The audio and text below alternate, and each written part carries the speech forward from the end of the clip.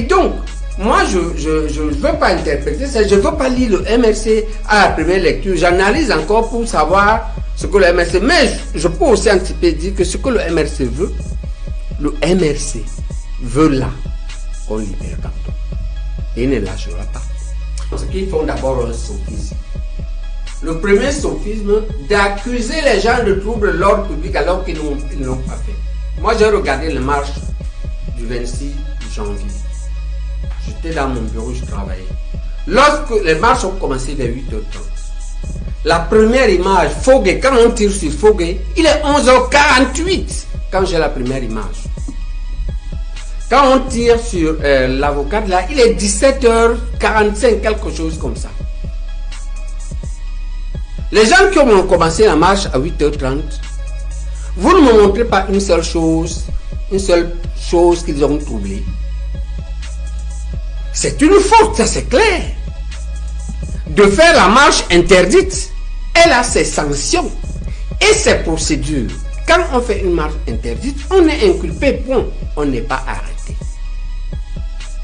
Et on est libre de comparaître, même pas avoir son avocat. Et on connaît les sanctions au bout. C'est, je crois, 6 mois de prison et 100 000 francs d'amende. Jean-Paul Sartre dit bien, c'est l'homme en situation.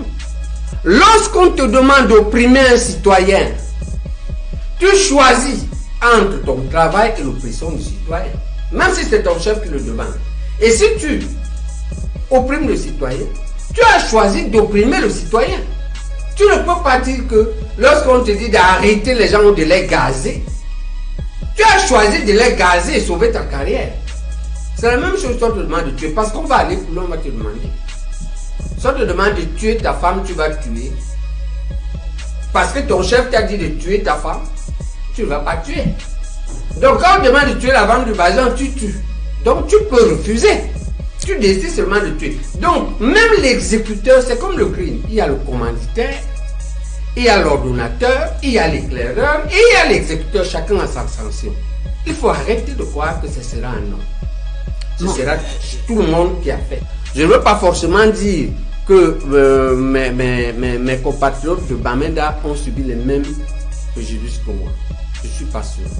Je pense que je subis beaucoup moins.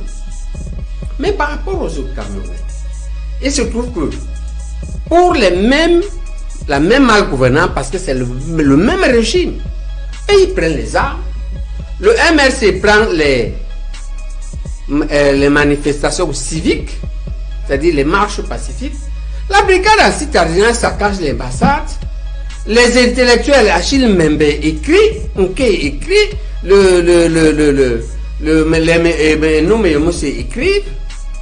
les autres boudent seulement, même parmi les fonctionnaires il y a les mécontents. Tout le monde est mécontent aujourd'hui. Mais il y a un problème idéologique. Comment se fait-il que nos compatriotes se lèvent et saccagent nos ambassades et on commence à trop chercher? Ok, ils sont cons. Mais quand les enfants d'un monsieur sont cons, il se met à nous dire qu'ils sont cons et que lui est bien. On croit ça. On doit se demander ce que nous avons fait. Et nous avons fait des choses graves, je vais le dire. Il y a ici à Paris, ou là à Bruxelles, il faut faire 6 mois pour renouveler son passeport. Vous savez le préjudice. Si un gars est à Paris, il est à Bruxelles, quand il reste 6 mois sans passeport, il risque de perdre son travail, il risque de perdre ses jobs, il ne peut pas circuler, on ne peut pas renouveler. Et vous, est-ce qu'il a l'impression d'avoir un pays? En même temps, nous allons ajouter dans la Constitution qu'il ne peut pas être candidat aux élections, bien ne peut pas voter alors qu'il travaille en voie l'argent ici. Il faut qu'on mobilise ça. Il faut qu'on comprenne qu'être Camerounais n'est pas une affaire de papier. C'est dans l'âme être